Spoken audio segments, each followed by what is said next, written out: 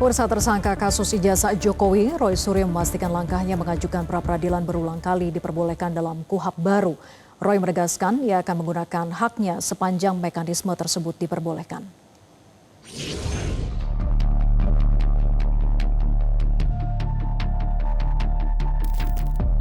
Langkah tersangka kasus ijazah Jokowi Roy Suryo menuai sorotan.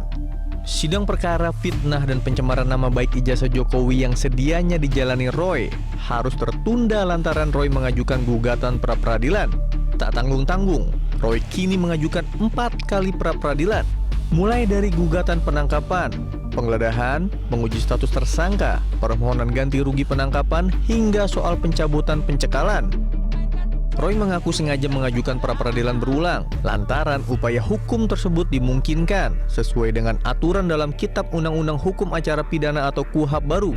Roy menepis jika upaya pra-peradilan dianggap untuk menghindari sidang pokok perkara. Dan kalau ada pertanyaan, apakah di tengah-tengah itu masih ada jadwal yang lain? Nah, tunggu saja jadwalnya.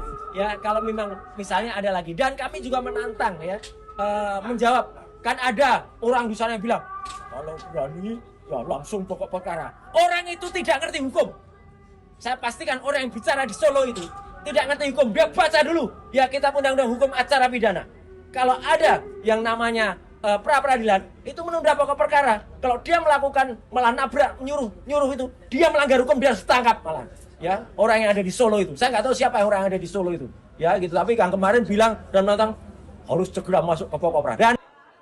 Menyikapi hal ini, pihak Jokowi mendesak Mahkamah Agung untuk segera menerbitkan aturan terkait batas pengajuan pra-peradilan secara berulang dalam satu perkara pidana. Sekjen Pradi Bersatu Ade Darmawan menekankan pihaknya tak anti terhadap pra-peradilan, namun hak tersebut tak boleh disalahgunakan sebagai instrumen untuk menghambat proses penegakan hukum. Mas Roy, karena kalau Mas Roy dia parsial, satu-satu. Jadi kalau 14 yang diizinkan untuk dilakukan prapit, maka 14 kali prapit yang harusnya satu kaligus saja ya kan, agar supaya persoalan ini tidak berlarut-larut. Karena bayangkan saja kalau 14 kali dikali 1 minggu itu sudah berapa lama menundanya.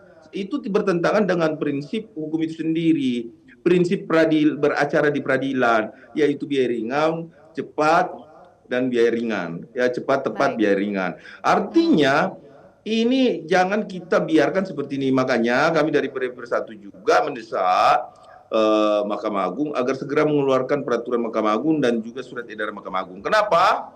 Karena ada kekosongan hukum di dalam prapit. Tidak diatur di situ berapa lama kita harus melakukan prapit.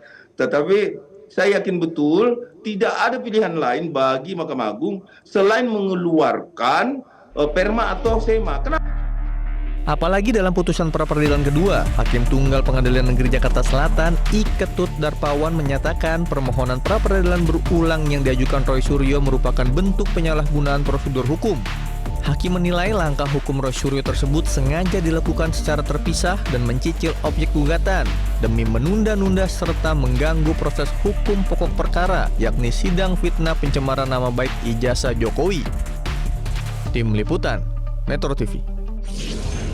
Jelajahi cara baru mendapatkan informasi. Download Metro TV Extend sekarang.